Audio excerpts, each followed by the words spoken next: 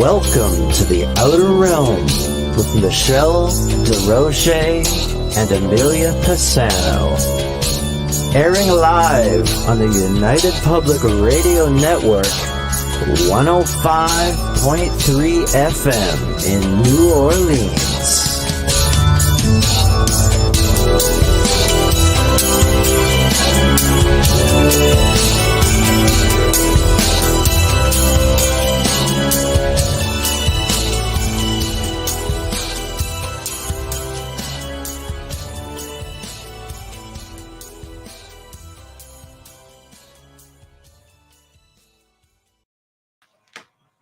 Good evening, everyone. Welcome to the Thursday night segment of The Outer Realm. We are broadcasting live on the United Public Radio Network, UFO Paranormal Radio Network, 105.3 and 107.7 FM from the beautiful city of New Orleans. We are also broadcasting live on Roku. Yes, we are. Roku. I just like that word, Roku. Has a bit of a ring to it. Anyway, better when we're on it. Just kidding. Yeah. Anyway, we're fully sponsored by the amazing people over at Folgers Coffee, the one and only, who have been a part of our journey. That's right, since day one. Thank you, Folgers. Yum, yum. Also, big thank you to Dr. Snick, the sonic surgeon, a.k.a. Justin Snicker, who's an award-winning composer of Halloween, horror, sci-fi, and dark wave electronic music, which can be found anywhere that good music can be found. And he is the voice in music that you hear on that amazing intro that we start off with. So go check him out. Also, Steve McGinnis, the man behind the artwork for The Outer Realm. Big thank you to him. Find him on Instagram and find him on Facebook. Does a lot of amazing pieces and all the horror genre that everybody loves. And of course, does a lot of amazing commission pieces, whether it's horror or not. The guy is just like amazing, does amazing work. Anyway, tonight, we welcome for the very first time Jacob Cooper, and he's going to be discussing all kinds of things, actually, as NDE, his book, Life After Breath, just so much more. It's just so much more involved, and he's just a really delightful young man, and I think you guys are all going to really like what he's got to say. So bubbly. How's it going? Hey. How are you? We sure we know. I'm frustrated with the light. How are you? I look like a ghost. Like I'm so white. I'm olive skin, and when this light hits me, it's like I'm not milk. at all. Not at all. Milk. Not at all. Can you be whiter? Seriously. Yeah, but you have a Scottish background. White, you know what I mean? You have a Scottish background. I'm embarrassing Italians all over the world right now. Not good. Not good. And my hair's so dark, it just looks like a blob. So like you can't see anything. It doesn't. It looks great. like a blob today. Thank you. No, it does. It's no haircut yet. Oh, hey. Pin it on the top day. Adriana, you get the prize. You're the first one in the chat. Yes. Hi, Adriana. And you win. Woohoo! I know. Tamara's probably sleeping again because I fell asleep. I know. But this sounds like it's going to be a really great show. Did you want to give a go? Yeah, I will read off his bio to you because I couldn't have written it better. Perfect. We'll start with that. You have to love it when you get something, when you get a description like this, because you know they're in there and they know their stuff. They know how to get those media bios out. Absolutely. Yes. So Jacob Cooper is a best-selling author of Life After Breath, which I love the titles of his books, and The Wisdom of Jacob's Ladder. Is a sought-after speaker on grief, wisdom, and consciousness, offering meditation and mindfulness seminars to help others find purpose and overcome fears of life after death. As a clinical social worker, Reiki master, and certified hypnotherapist specializing in past life regression, Jacobs uses his extensive personal and professional experience to empower one soul at a time. Bring the power. Bring the power. I love it. Bring that power. I love it. I can't do accents. I get mocked all the time. My accents all sound the same. Hi, Mark Eddie. Yes. Hello. Thank you for coming back. Well, our guest is here. So Yay. hit the drum roll. There we go. Yay. Bring the power. Hi, Jacob. How are you? Hi, how are you doing, Michelle and Amelia? Just a Oh, pleasure we're to be on your fine. program. How It's are an honor to you? have you. Thank you. Oh, it's a pleasure. I know we've been connecting off and on and doing some email tag, and it's just been chaotic. I was sick for like 3 darn weeks. It's like I Oh, got wow. barely coherent in the middle of a move, still not finished, still And a bringing things over grandbaby. from the other house like 6 weeks later. And a It's like, grandbaby that always wants to kiss her. I Wow. know. Even I when you're know. sick. Yeah. I am always bragging. I don't get sick except for a 3-year-old. It's like great. I If there's can't a say toddler in the no. midst, chances are you're going to be sick. I have been clipped 3 times since January. Okay, it's not been pleasant in my life. So aside from No. that little face of his, but anyway, aside from all that, welcome to the outer realm. You finally made it. We're so pleased that you're here, and we're so interested in what you have to say. People seem to be very fascinated with near-death experiences for whatever reason it may be. Probably, I mean, the curiosity of what to expect, what's on the other side, what comes with that whole package. I mean, Amelia's bloody frequent flyer. How many have you had? 4? But it doesn't count because 3 of them were in one day. Still counts. Well, I think it's like that. I'm still trying to figure out if I came in and out of it or if it, you know what I mean? Like, I don't know if it's 3. I just remember 3 different experiences. Right. And I was under in recovery after surgery. So I still get bits and pieces of it now. And it's 11, 12 years later. Wow. Some people are cats. They're not human beings. They just have so many lives in one. And it's just like when I go to some of these near-death experience groups, people will come up to me and be like, not did you have an NDE, but they would be like, how many did you have? And I'm just like, one was enough, but power to others who have had more than one. I don't know how people could handle that. That's a lot. It was every time mine was medically induced. It was a medical issue. It was every time. But I just have a quick question before Michelle gets the ball rolling, because I notice all those beautiful Himalayan salt lamps behind you. Is that bringing you a kind of power? How did you get? Usually, someone, you have one in a room. It's not often. I love them. I got them and everywhere. It looks so beautiful behind you. I really like it. I thought you were talking about my Tom Ford fragrances here, which I love. Yeah, but he doesn't sponsor us, so we'll let that go. No. He's too cheap. Okay. Even though we like, No. I love Himalayan salt lamps. They really create an ambiance. They help out to really ground you. There's negative ions that they emit, which is kind of like the same as earthing in a way, but they also help out with respiratory condition and really purify the room. So I love them. I'm a big believer, though. There's a lot of anecdotal evidence on some of this stuff, but you have to go with your own experience. So I'll pick up a crystal or an essential oil, and I'll just be like, all right, there's all these things that they say about them. What does it mean to me? And to me, it just brings me to great peace and great stillness. And I think when you have an NDE, you're almost homesick for that feeling.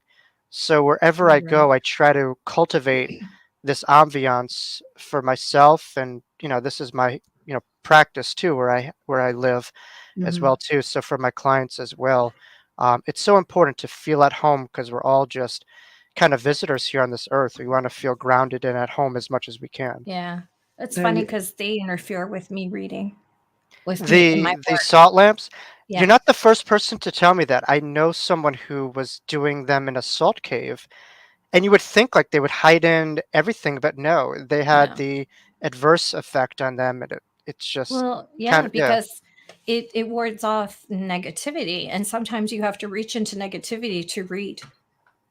Oh, yes. No, so people don't realize that. They think everything comes from light, but sometimes, it's a balance.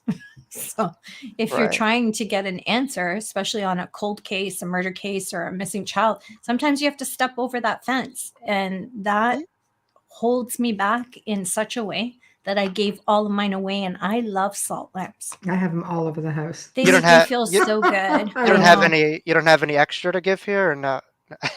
No, I don't need it. I have No, them in my I have it in my daughter's room. I have it. I right. just don't have it in my working I space. got you. Yeah. Yeah. Right. Yeah.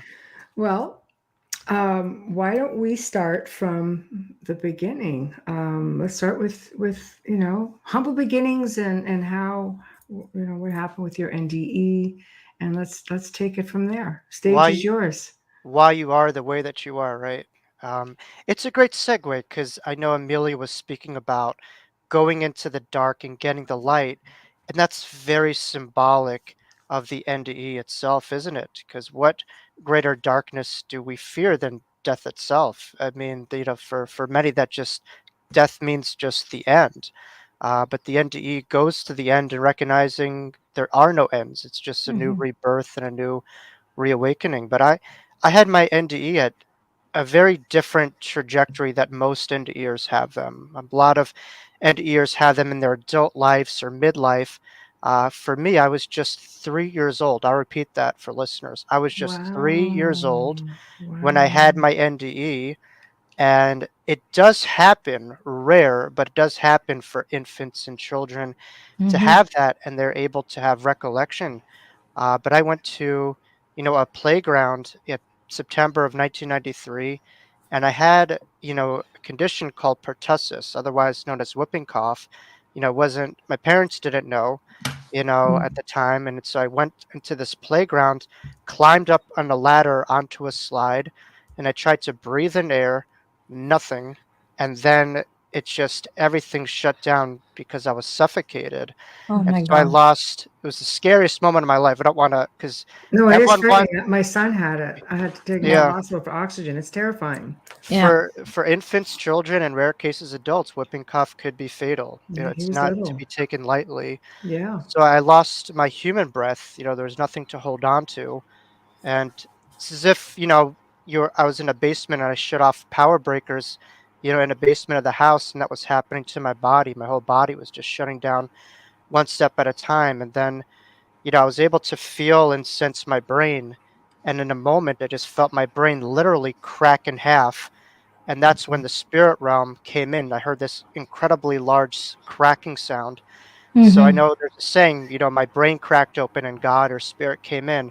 This literally happened to me where I felt my brain, deprived of oxygen and snap in half. And that's when, I had this crossing over experience to a place that I call home. I don't It's called the other side, but that would mean that That's it's hard. other. It's other. Yeah. To me, it's the innermost connectivity to who we are, where we're from, where we're headed to, where we're always connected to, and so this experience was just full blown incredible. I just had awareness of my spirit guides, endless engagements with angels that was in front of me.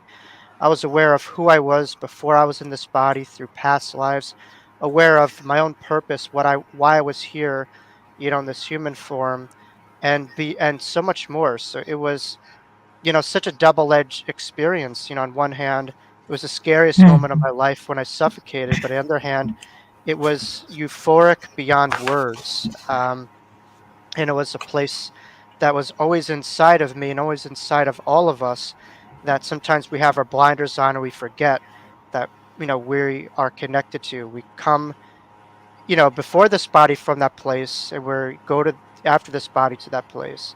So it was an amazing experience. So hopefully we could delve into a little bit more, but those are some of just the nuggets of it, Oh, please of the feel NDE. free. You've got quite a bit of time. So It's your show. Yeah. wherever you want to take it. Well, I all these things that I saw were from, angles of my soul. A lot of people will ask me, "You were just 3 years old. How could you remember this? How could you understand this?" What I have to say is most 3-year-olds have more awareness than the majority of adults You're or, not wrong. aged population, because they are less Mm, blinded. They don't have their blinders on as much, that's right. and they're more open. So their wisdom is a lot higher and awareness is a lot higher. Whereas, hopefully, as we get older, some of the earth wisdom and development increases.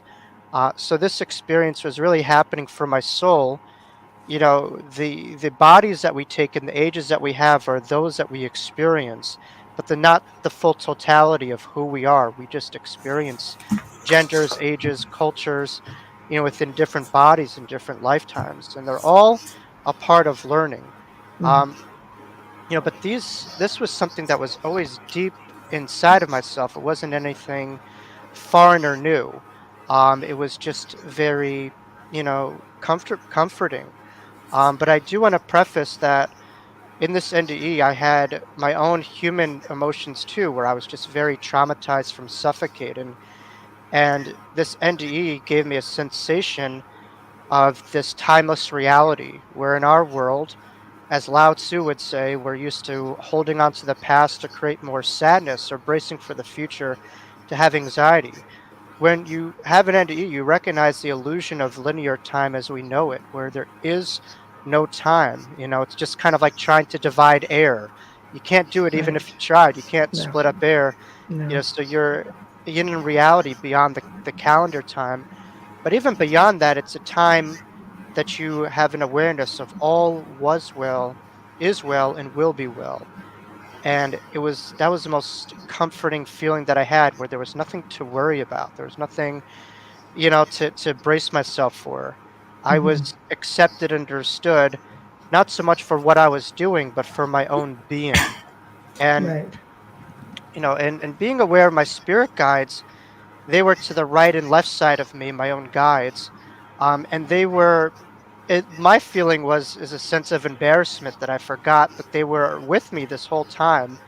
But when I think of my own guides, it's kind of like if you think of the biggest Hollywood crushes that you have times 1,000, and they are totally invested in your everyday life, just and not necessarily crushes, but people that you just admire and aspire to and see the world in, and they are totally invested in you. And that's kind of the feeling that I got with my guides, where I was one hand, I'm like, why are you invested in me? But the guides and angels don't look down at us, they look up at us and they see Right. the real you beyond the you, that we see ourselves. Right. But Your soul, not your physicality. they your soul, but also not the box that you see yourself in, the ego, Yeah. in the box of reality, because who we are, you squeeze us, you squeeze each and every one of us. What's left is a brilliant, eternal spiritual being at the core. But some of that gets covered over through life experiences or, different patterns throughout life. And the idea is to stay connected where you come from. And I think this life is an allegory of that, where, we could journey in different bodies in different lifetimes, but we can never really leave the home. We want to always stay connected, to that place. Um, but it just reminded me of how much of life is guided. We feel very disconnected many times. We have painful experiences, or we get too human and we think that this is all there is. And this life has an intelligence far greater than our own. And sometimes we just forget that there's an intelligence guiding this life, and everything has a purpose. Nothing is random. And even the most painful experiences that we have, especially, have a rhyme and a reason. And Mm. so, what I learned is the power of purpose. How everything has a unique purpose and a meaning. But there's so much to the NDEs. So if you have any specific questions, we could definitely branch off on it. But I know, Amelia, you, from your own experiences, I'm sure you could relate to this. Yeah. I can, and I'm curious, Yeah, because sorry, you. sorry. Oh, Can you sorry. lower your mic just a little bit? Oh, I'm sorry. That's I'm okay. having Yeah, no, it's issues. okay. No, Yeah. I'm glad you Michelle, told me. NDEers have a lot of issues with technology. I know. Just when Tell my you're husband. One of the Tell my after husband effects. ever that, ask her because about toaster ovens. I go That's through good. 2 a year, sometimes Yeah. 3. Tell him that. That's I can't good. tell you how many remotes. How No, many? that's, Is that better? oh yeah, how much? It just caught me Okay, off good. guard. It was just like, It, yeah, okay. no, it goes by itself. I set it, but then when you touch the soundboard, it bounces on the computer. It's Right. not compatible. Sorry. Thank you. That's okay. Yep. What I was going to ask you, because you were so young, and we've seen films made about heaven is real and God is real. Like, we've Right. seen these Right. films where these children were extremely young, but not as young as you. 3 is, it's significant, and You had an NDE at 3. I recall my first spirit around that age Mm, because I was in a home that we used to go to in the summer. And how could I remember it vividly and in detail? I think NDEers also are like that. They're very detail oriented and everything specific. What I wanted to ask you, because you were at such a young age, mine was later on in life. I mean, there was one as a late teen, but there was one in my 40s. Did you see your loved ones who had passed? How some people say, "Oh, my mom or my, my grandparent or my That's aunt a or my good uncle." question because you would barely know your loved No, ones at that's three. why. 3 years old, Yeah, yeah, chances yeah. are your relatives were all living. So I'm right. curious. What I would say is I saw my soul family when I crossed over. And, this is a statement by Shakespeare who talks about, that life is kind of like a stage and we play different roles. But, throughout different lifetimes, we take on these different roles, but we incarnate in this physical realm with our soul family, but we also are connected to a team of a soul family on the other side. I do Mhm. think we are all under the umbrella of a collective soul family, Agreed. but there's like specific, soul families that are more nuclear and more specific to us. Um, I also connected to a lot of people in past lives that I was, really in my NDE. I got very emotional. I remember just seeing other people that I was connected to in previous lives that I lived as well. So it was a great reunion with all of my team that was there, and it's so hard to describe in words, how, close I felt to all these people and how I forgot about them, and it was just a recollection of them. Um, Hmm. but but yes, I was connected to them. There is a story beyond that because I'm my own biggest skeptic. Like in some interviews, I would just say it was impossible for me to be 3. I was 4 or 5, but over the years, my parents and I have conversed about it, and they told me, no, you were 3. Shortly after my NDE, I told my dad that, I said, Dad, something happened when I was rushed from the ambulance to the hospital, and something profound happened to me, and it's not going to make sense to you now, but one day it will. And my dad recently told me that I said that, and, I'll take credit for it, but, there's, when people have NDEs, there's two ways. Either you could really hold on to it and keep it very close to you, or you could shout it from the mountaintops. And for me, this was a very sacred experience that I kept very close to me. I didn't go around telling people, A, because I really didn't have the vernacular, to describe something that's not, to this day, I can't even describe it. But also, I just knew the world around me wouldn't really understand. And so that's really why I kept such a intimate experience close within. That's very common. I can tell you as a parent, your parents know exactly when that happened to you. A parent, when they experience, like their child experienced that kind of trauma where it's life or death, you never forget what day it is, how old they were, what time it was. You don't forget what you were doing. It's Right. your child. So I would trust what they're saying that you were Oh, 3. oh yeah. Oh, Yeah. no, no, sure. Yes. Yeah. And it certainly was. Um, but it's an experience that never really left me. I tried to kind of fit in school and just kind of push it aside, but the experience was kind of like a beach ball where no matter what I did, it would always come back. Yeah. But the after effects were insane because, as I mentioned before, my brain was literally deprived of oxygen, and like I felt like a crack in half. And after that, I was able to have this sliver of light that I connected to filtering through my brain, and I was just connected to the other side, very closely at a very young age. And so this coincides with near death experience research, which will challenge the medical community that the brain does not produce consciousness, but rather it filters it.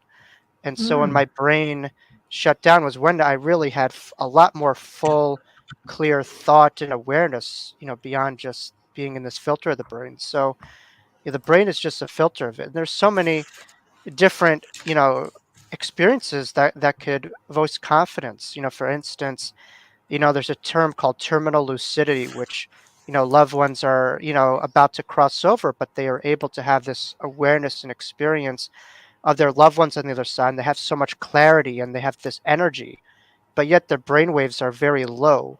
So if your brainwaves aren't functioning fully highly, why should you have this great awareness? Where does that come from? To this day, medical communities can't explain that. Or if you're on, hallucinogenics, again, brainwaves decrease, but your Mm, awareness usually mm, amplifies. So how is yes, that explained? So that's to interesting. this day, there's no explanation with rigid materialism and consciousness of the brain, you know. Right, right. It's definitely fascinating because the fact that so many people have, similar experiences, but yet so very different. And some people remember, some people have vague Mm. memories. What did you find moving forward from there? Like, what was the rest of your childhood and young adulthood like? Mm. It was very tumultuous and complicated to some degree. Right, I grew up in a lovely family. We all had the same food, the same house. Sure, there's a black sheep, but I was by far the biggest outlier. right, And I think because I recognized, I was on this conveyor belt of learning that I needed to be a kid and to kind of fit into society. And I was able to just kind of see through past, this programming that I just wasn't a kid. I was experiencing myself as a kid, and I right. just wasn't able to look at the world the same way. And you were aware of this. Yeah, and so That's the fascinating. adults that I saw in Yeah, my life, at times as kids were physically very small, so we look up to adults and we just see the world of them. But for me, you know, I knew what I had and I saw like the adults around me didn't know what I had, and so in some ways I felt a lot older than the ones who were physically older than me. So it was a very kind of like a weird development where there was a lot of incongruency with who I was and where my body was. I right. was kind of like I awakened this old man within, and yet I was in this 3-year-old body. It was just Yeah, that doesn't go away.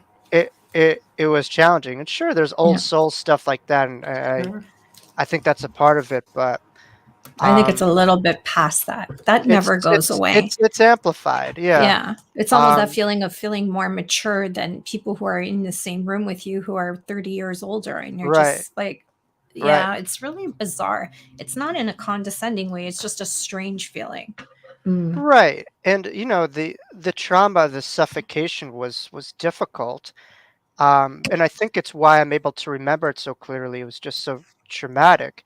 But the suffocation didn't stop after my NDE because I just felt like I was deprived of the reality that people were living, and I couldn't like live in it almost, and I couldn't mm. explain myself, and it it just felt like a continual period of suffocation with those around me and where I was, and I just felt like I was on this earth but not of this earth, and it just was a very difficult experience. It's Uh, it's very enlightening, but yet it feels like a cruel joke, at such a young age as well, because you don't give yourself time, or it's almost like, I don't want to be a kid.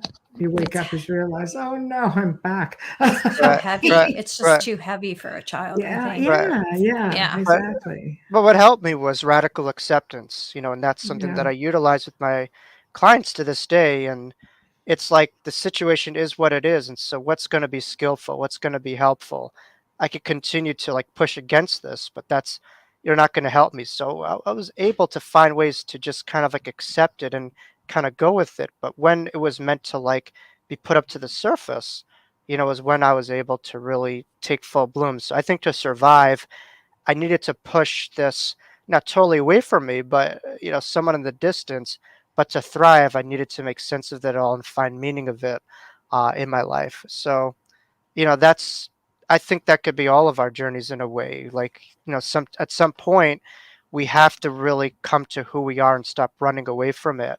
Hmm. Um, Mm, but it's hard. The world that we grew up in as kids values regurgitation over imagination and integration. So that's you true. know, if you're spacing out, you get medicated. Just, It's if you're true. not totally locked into what's outside of you. So this whole world wants you to be programmed to the outer world. They don't really Yes. embrace the inner world, No, you no, know. I think they fear It that. They don't it want fears it. everybody They doing fear that. that. Right. Yeah. Exactly. Independent thought is a fear. Yeah. Exactly. Yeah. You're I'll right grab there. Alex. Hi, Alex. Alex is asking, do you believe in reincarnation? So I'm going to say something controversial, which I don't want you to edit today. I don't believe in reincarnation, Alex. I know in reincarnation. I To love believe that. in something, leaves, some degree of not knowing or doubt, to a degree. Right. So I think spirituality versus religion, in a way, is spirituality is about the knowing, where I think religion is about hope and faith and I belief, agree. but Yeah. spirituality is really about direct experiences that penetrate our core. Right. Um, so regarding reincarnation, I certainly have an awareness of it beyond belief, Yeah. and it's something that I directly experienced not only in my NDE, but subsequently after my NDE, I had different past lives, and now I work as a hypnotherapist, and I work with clients who have past life regressions. So, uh, yeah. Right. Did you find that after, okay, well, once you understood what was going on, because I have to keep remembering that you're 3. Mm, Right. Do you Talk about find little as the, Jacob. yeah, because I mean, when I was in my 40s, I was able to see my other lives. Like, I don't feel like I need to have a regression. I feel like mhm, I can really connect with mhm, them. Maybe that's what I'm supposed to do. I don't know. But did you feel as you were going on through life, mm. just a knowing that you had lived somewhere before? And did you have, uh, where you'd see something and recognize that I was there, or I Mhm. had this moment there, or I had this family there? And did you have experiences like that? Yes, but they wouldn't come to me when I was just like sitting in a meditation, posture, No, no, whatever. They no. would come to me just like when I like randomly throughout the day. Like I just remembered at times I was a baseball player and I'd be like on little league mounds with crowds watching me and I would just have the ball in my hand and all of a sudden I just had all these images, of different lives that I lived and stuff like Mm-hmm. that and I would just be running around and they would just all these different flashing images would come to me. But one in Awesome. particular, what I would say about past lives is we have, a countless amounts of them, but some of the past lives that we live have a lot more parallels with the current life that we're living. Mm-hmm. Um, I think part of the issue with regression is, everyone thinks that they were Cleopatra, but the part of the issue is that there were six or That's seven a of big them. one. Part of the That issue is that there were happens. part of the issue is that there were 6 or 7 of them, and then you just have to say, were you Elizabeth Taylor playing her? Like, which Cleopatra were you? So, yeah, right, right, right. Do you see So Broadway from where you're standing? right, right, exactly. Yeah, Um, I think that's with a tough one. Alex. I think I they're not Um, fully under when they're answering like that. yeah. They're well, no, not fully that's connecting if they're. right. No, that's their prior, like, thoughts, like, they think, but I think it's a valid experience if if it in many ways, if it has nothing to do with the life that you're living. For instance, during regression, some people have a phenomenon called, I believe, xenoglossy, where they're doing regressions, and I've seen this before, and people talk languages that they have no awareness of in this lifetime, that Mhm. have, It's their other fascinating. languages of other cultures and parts of the world that they lived in. Yeah. And how do you explain that? And after when they wake up, they have no idea what happened, and they just kind of write stuff down, and it's like in that language that they live. So Yeah, it's wild. it's really Uh, cool. Some would say that's possession, but it's really cool. It depends where you're it coming from. But it's I agree not with you. I right. agree with you. It's not dark or invasive at all, and it No. doesn't seem like there's an entity there. It just seems like a very matter of fact of just talking how we are right now, Well, but look just at in that another woman language. from Egypt, or that she was from one of the European countries, and was able to fluently read hieroglyphs and speak, Hmm. the ancient Right. Egyptian language, and she remembered her entire life, and she was Crazy. in a Yeah. Not relationship she with was a crazy. That's pharaoh, and crazy. just Yeah. that was like Right. what? It's fascinating. I think it's fascinating, but also it's affirming to the statement that we use a very small percentage of our brains in this life. It's so true because there's, you know, we know what we know, but beyond that, there's a knowing that goes beyond that, and there's an awareness of so many different things.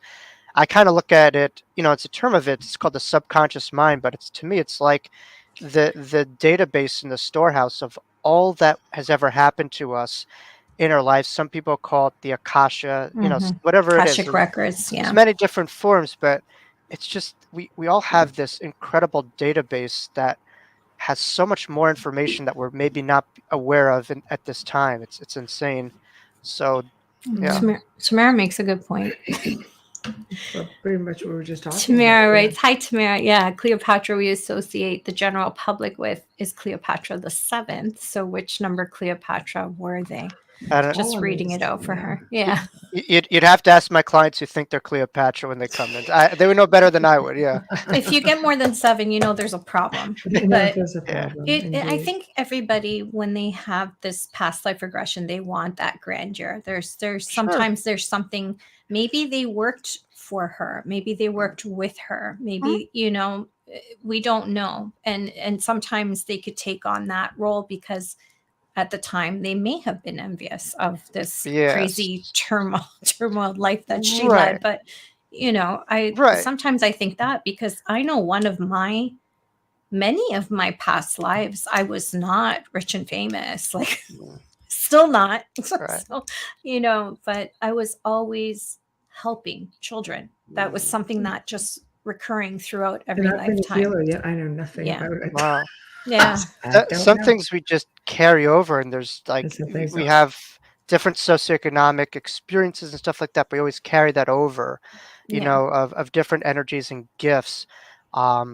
Yes, but sometimes some people will judge mundane lifetimes as being small or insignificant, and they're all significant. Yeah. You know, it's not like one's more important than the others. They're all just a part of the soul's lessons and understanding and experiences. But that's our world, right? We look at it from the ego world, and it's like, if I don't have power over you, then I'm not powerful, or if I'm not known, then I'm not powerful. But we are all deep down powerful. We all do know each other. You know, the separation is a big illusion. Right. I just pray that in every lifetime, I hope everyone thinks of this. Just hope that you were good and kind. Alex. Right. I have a joke by Woody Allen who said, "I don't believe in past lives in my other life, in this life, and I didn't believe them in my other lifetimes." That's cute. I don't believe in reincarnation this lifetime, and I certainly didn't believe in my other lifetimes. That's funny. Alex, I'm with you. Alex Frontini, he's a good friend. He says, "Can we prevent coming back? I would rather explore the universe than come back." Earlier said, "Dang, I really don't. If you're going to send me back, can we skip high school? Just saying, like, seriously, enough with the drama. There's a theory with this that a lot of people believe. There's a belief that we're so conditioned to go to the light, look at, you know, the beautiful things, go down the tunnel, see the light, you know, you meet your loved ones, and it's a whole scenario, right? And there are those who believe that time travelers, for example, or other disembodied spirits are actually people who did not go to the light. They stepped into the darkness to avoid this reincarnating. You know, not everybody wants to reincarnate. Like Alex, they don't want to do it. They don't want to come back and start the whole cycle again. I think, you know, they glorify reincarnation. I love it. I love hearing about my lineage, my past lives. I love it. But those people who try to break away from that and not get recycled in, as they call it. It's possible. I mean, here's what I'll say. I think everything is based off of how we view it. The world, we could have terrible experiences and we could view it as a wonderful place, and we could have great experiences and view it as a terrible place. So I think so much of it is really looking at life through a higher pathway and seeing it, you know, in a different light. If we're able to do that, we're not allowing ourselves to be defined by the story that we live, but we're defining the story. We're choosing, you know, a higher pathway to view it. But within, you know, lives, we could see it as a burden or as an incredible opportunity to be a greater expression of who we truly are each and every lifetime. And that's a beautiful opportunity and gift. It can be, if So you see this it is that a way. classroom then. We just come here to just keep, the key is learning, evolving. Yeah, well, I think classroom has such a stigma to it, so I It try to does, stay but away that's what from everybody it. says. I'm Because tired of Right? being in because school. I was when like, we yeah, hear enough. there's such a bad, we've had so much trauma with that word. So It's I I, j- I think it's an experience, it's a journey, right. and I at least in some readings, people will say, "Wow, you get bored on the other side, and you constantly come back." Because I think a part of us when we're there, it's beautiful, but we almost crave the opposite of not knowing, and we lose that, and we not know, and we learn how to know. So I,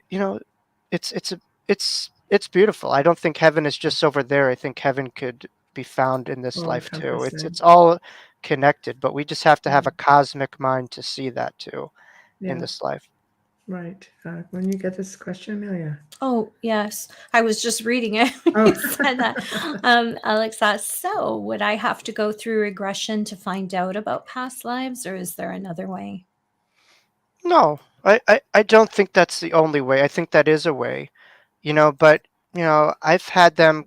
I, you're doing great, Alex. I've had them come to me. Sometimes the issue that I find is people try to put too much effort or muscle into increasing their awareness. And I find that, at times when you're not trying to force something or do something, it kind of comes to you. Much as the master comes when the student is ready. Sometimes these transformative awarenesses or experiences come to us when we're least expecting it. So, Yes.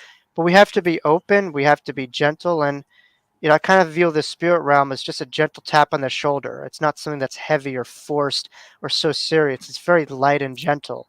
Mm-hmm. So Right. I think Right. the gentler and more joyous we become, the more we could hear and experience with our awareness.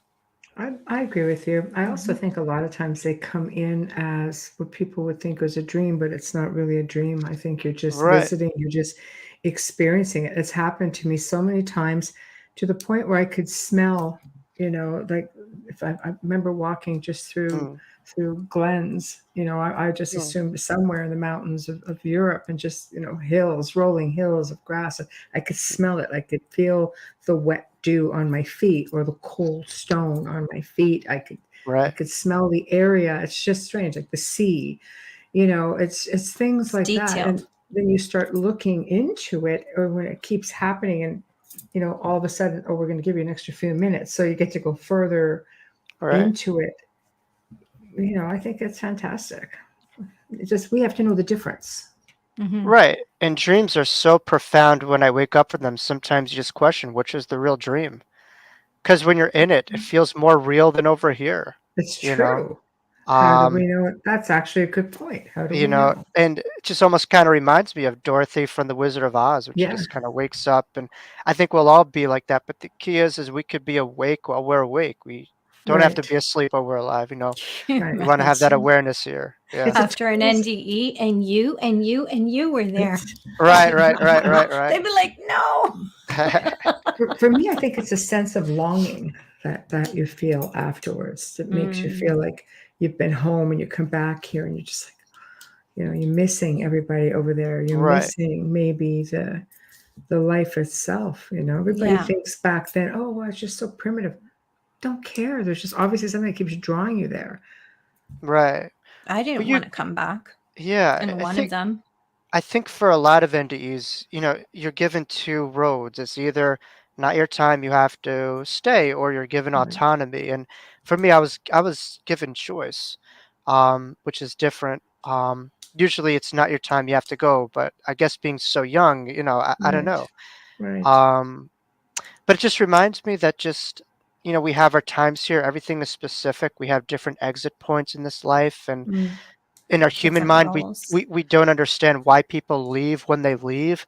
right. But I think it's trusting that there's a greater intelligence and a contract, that we're here as spiritual beings having these human experiences Mm-hmm. that remind us of this greater intelligence. And, you Hmm. know, sometimes we override that intelligence with our own judgments, and that's when we could get in trouble.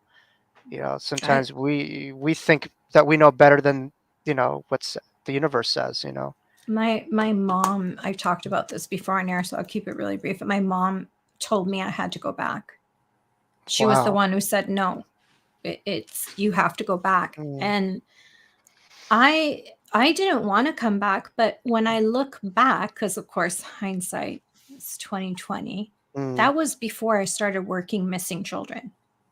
mm, So I always believe that Whereas there's you a had a reason for purpose. everything, and there's a Yeah, you had a purpose, and purpose. that Yeah. is my purpose. And if mm, I didn't come back, mm, I'm Mhm. not saying my ego's not saying I'm the only one who could have found them. There was mm. teams, No, but but the I'm just fact is wondering that that, was supposed to be your path, and you have to come yeah, back and fulfill that's how I that feel. path. Yeah. So I hope everyone who has experienced this can look at it, because I fought tooth and nail. Remember, I had 3 experiences in that on that day. I Hmm, fought tooth and nail not to come back.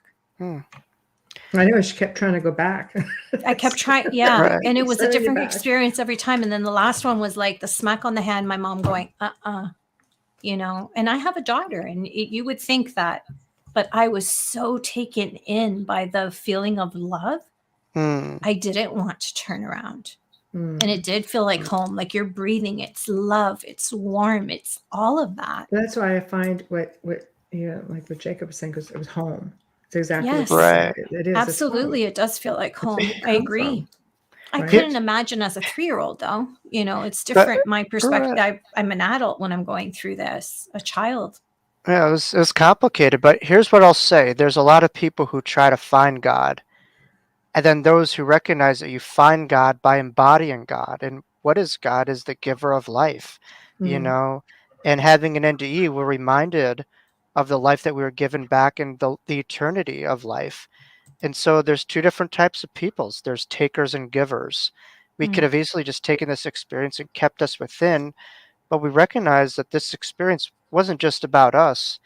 It was something that that we were intended to make something from, and to change the world as we know it, to create a ripple effect, and so that's what I do in my NDE, where my life was taken and I suffocated, but then I had this whole new breath of eternity that saved my life. And my goal is just to give that back to others that I encounter when people feel Mm-hmm. lifeless, when they feel they're out of breath, literally and metaphorically. You try to just kind of give that back to them, kind of like Aslan from the Chronicles of Narnia, right? People just feel like Right. they're stone, and Right. I just kind of that's the way God is. It just like infuses life to those who feel lifeless, Okay. and I we love So could all do Jacob that. because Jacob references pop culture as often as I do. So, like, we're really, is this an NDE thing, or is this just, we're just like, yeah. you know, too cool for school kind of thing? But Mhm. it's phenomenal. And I believe that you being 3 years old and going through this affected everyone whose life you were in and loved you, and probably changed them, whether it be in small ways, but in greater ways as well, as how fragile life is.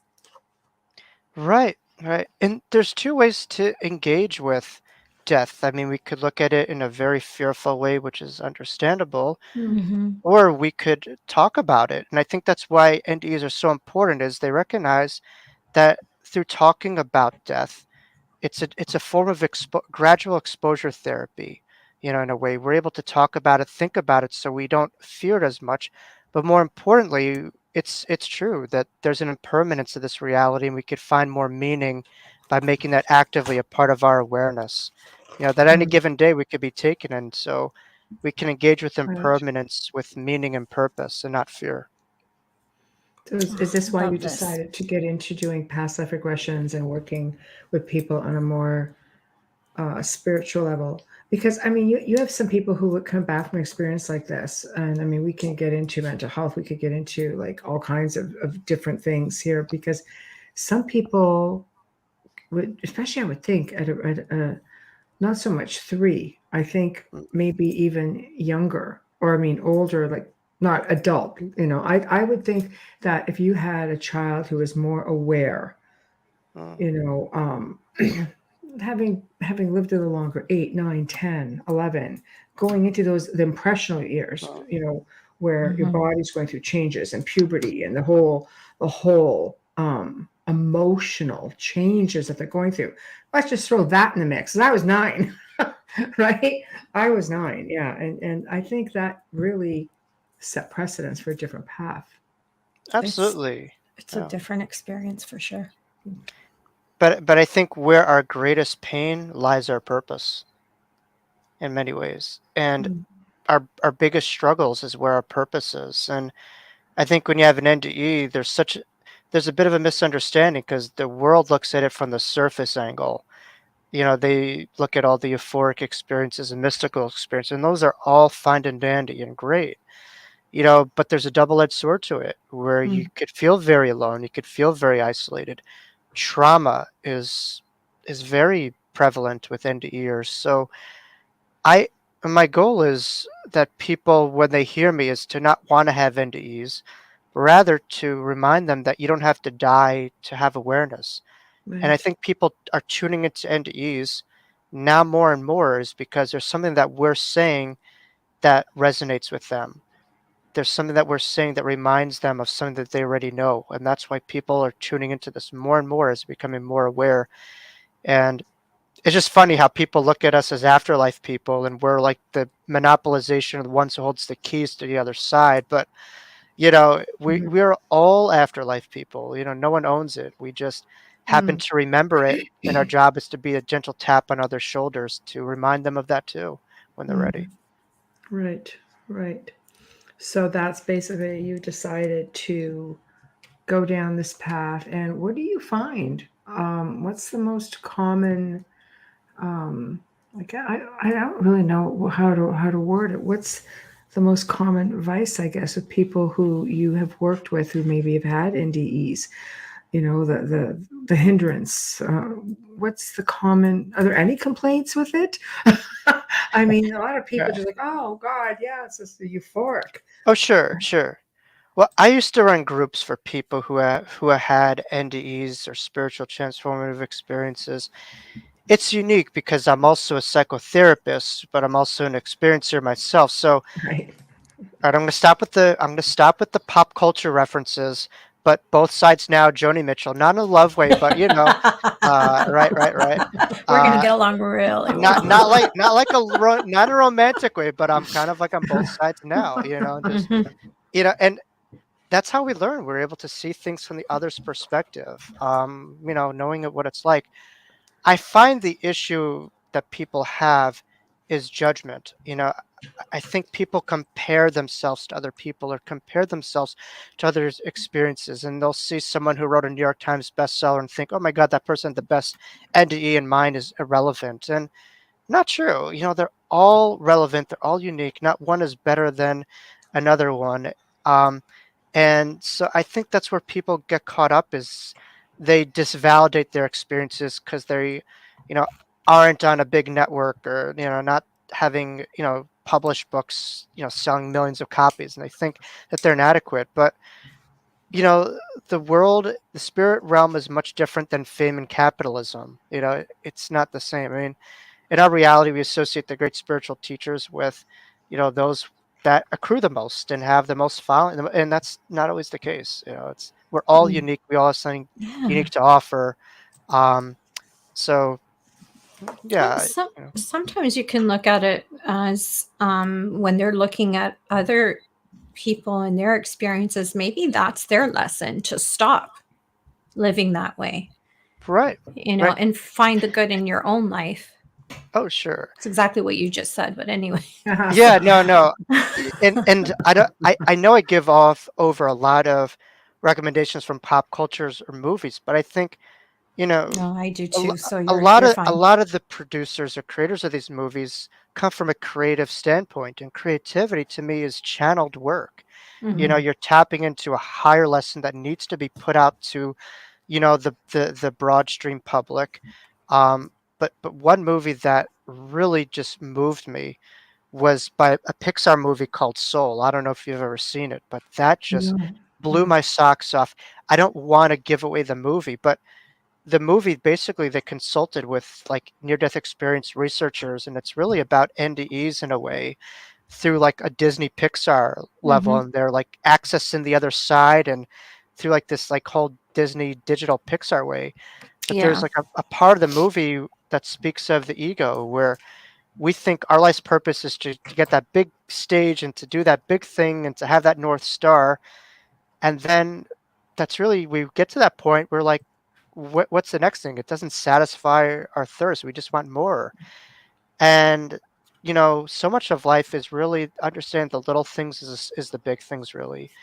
Is like, being present, seeing that leaf blowing in the air, beyond this, like, being on the train and seeing that conversation of that person, it just, you know, I think people associate the spirit realm with spirituality, but I think life itself and the life that we live and the depths that we experience is where the most spirituality could be found, I believe.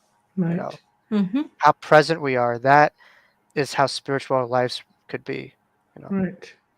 Okay. So we've covered this. Yes. Okay. Adriana. Oh, Oh, you want to get okay? I'm yeah. sure. Keep Some up. good question. Sorry. No, I was waiting for a pause. Yeah, that's Adriana. okay. Hi, Adriana says, is there anything your parents could have done to help you with this experience? Asking as a parent of a young child.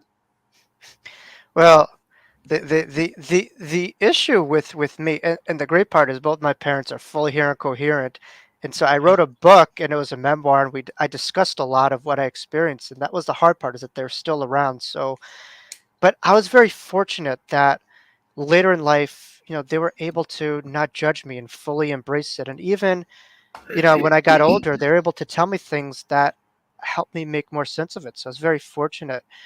But I think as a parent, what's very important is, to not look at your children for who they really are. I think sometimes we look at our kids as just these blank canvases, those that we need to imprint. But I think kids could teach us more than we could teach them in many ways. I think we could get them Mhm. acclimated, but kids could teach us so much more. So I think it's really allowing kids to talk and to feel a climate when they're able to process their feelings and not be judged or condemned. Mm, And luckily we're at a time where we're recognizing all this stuff as real and we're not pushing it away. But you just wonder like how many John Edwards or Teresa Caputos were institutionalized, at a very young age when they're having these real experiences, and they're just kind of put in the blue room. And mm, now we're recognizing the difference of a sick and psychic in a way, like mm. there's mental illness, but some of this stuff is real. It's not all just schizophrenia or stuff like that, or Agreed. you know Yeah, agreed. I think Absolutely. when it's healing, when it's loving, it's usually from a mediumistic, psychic point of view. The other Mm, stuff might be more dark, and that's more of the schizophrenic kind of side. So I think it's now more than ever, I think people are able to differentiate the two. Um, mm. Right. It's a different world we live in. Do we have it's another? it's very it's evolved so quickly we don't recognize it. It's kind of Mm, like Mhm. being on a plane. We're going 500 miles an hour, not recognizing how fast we're going year in and year out, and how much things are changing so rapidly. You know. right. Right. Yep, let me put up another comment. It's a long one. Okay. Hi, Faye Ewing Garza. Hello. She's listening in from Latino Psychic Visions. Husband Roger Garza Sr. had a near-death experience, returning with his gift of seeing the past, current, and future, and connects to the other side. I, as his wife, not me, her, have seen Roger go through many experiences. His experience as an NDE is very real. He felt all the love from the other side and is committed to helping people connect with loved ones who have passed. I believe that a lot of people who've had NDEs come back with tremendous gifts and work as mediums and very Mhm. good ones. Hmm. Oh, People who absolutely. have never even been interested in anything psychic or paranormal come back with a huge strength. Uh, Absolutely. I Yeah. mean, a lot of mediums that I talked to had NDEs themselves, Hmm. including a very good friend of mine who I just spoke to who had his NDE as a child. And he's like a world-renowned medium, but his name is Mark Anthony, not Jennifer Lopez Mark Anthony, but Mark Anthony, the psychic lawyer, and he had his NDE at a very young age as well. So it just opens something inside of us that's always there. And we allow ourselves to integrate into the human experience. Yeah, because a lot of people think, oh, mediumship, psychic, it runs through generation upon generation. You can't have that gift any other way, and that's not true. Mhm. That's not No. true. Yes, there's strength, but I mean, it runs through my family, and not everybody is psychic or medium. Mhm. So, it's I see it a lot with NDEs. I can't stress that enough. People come back and they don't understand what is going on. One medium who was on television quite often, I've had the pleasure of working with him before, said that when he woke up from an accident, literally falling down a flight of stairs that put him in the hospital for a long time, that it was like waking up, and this will give away where he's from, Shea Stadium, and all the noise. The noise was just crazy. Mm. And the way he gets his readings is he literally has to meditate and records himself speaking. He's not even aware of it. Wow. So yeah, a lot of people, they work differently. That's all that it is, Wow. He's from my neck of the woods. Yeah. Yeah. Shea Stadium. I haven't heard that in a while, but I know, right? there's a lot of New York psychics, though. From Queens and Long Island. It's something in the water here. We just have a lot of. You look at any library, like half of them are from Long Island. In the metaphysical He was section. Yeah. much older, and don't get pissed off if you're listening. He was much older in life when it happened. So you would never imagine that this person, because he doesn't do this anymore, so that's why I don't want to say name. No, You would yeah. never imagine that this is something that you'd be going through in your late 40s or early 50s. That's not something, you think of. And then boom, all of a sudden, Right. it's like, what the heck is going on? I mean, I know like incredible reputable mediums who just one day literally woke up and this gift just unfolded. It was just like they had a lobster shell that had, and they just kind of shed that off, and they had this new awareness that just happened. It was just a shift of consciousness, in the middle of the night. It's like something from a movie, and they never had. I think they did, but maybe they just didn't like realize it, and it just exploded. So Right. not just NDEs, but just I think when it's ready, this streamline of awareness will come to you. It's always in us, It's like but an awakening, and Yeah. it doesn't have to be. Some people have to meditate to get there. Some people, Right. it happens through different ways, and Right. you just find yourself shifting, and you Mm. keep shifting. That's Yeah. a good word. It's the shift. Yeah. Yeah. The shift, yeah. If you're born with that gift and you go Mhm. through an NDE, speaking from experience, it's like they're, hitting that shoulder, knock, knock, knock. Wake up. We got work Right, to do. right, Like, right, right, you can't right. keep ignoring this. You need to. Yes. You need to work. Oh, Right. yeah. Anyways, Right. I've asked other people. I always ask people when they say that they've gone through it, like, what was it like for you? And Mhm. I know that they were gifted before and working as mediums or whatever. And I always ignored it and put it aside. So for me, it was a big slap in the face. It was like, get up. But yeah. Mm. Yeah. So you basically decided to write your first book. Yes. I'm going to go in and I'm going to bring it up on the screen for people. That's what I've been doing while you guys were talking. Was just getting a book. So here You we don't have to go. call Mark Anthony with J-Lo anymore. He hasn't had J-Lo in like a few wives. No, but we associate I'm that, just right? teasing you. No, I'm no. teasing you. I'm a little bit slow with my references there, but yeah, this is Mark Anthony, the psychic lawyer, who endorsed both of my books, Life After Oh, Breath and the nice. Wisdom of Jacob's Ladder. And as you see, we have Dr. Ray Mahmoodi here on the front endorsement, who I'm friendly with, but we can't be talking about NDEs without mentioning him because he coined the term, Right. in the 70s. And, I think if you speak to most near-death experiencers, they'll tell you near-death experience has the term death, but it has nothing to do with death, because when you have an NDE, you recognize the illusion of death, that there is really no death. There's death of the body, but not of the soul.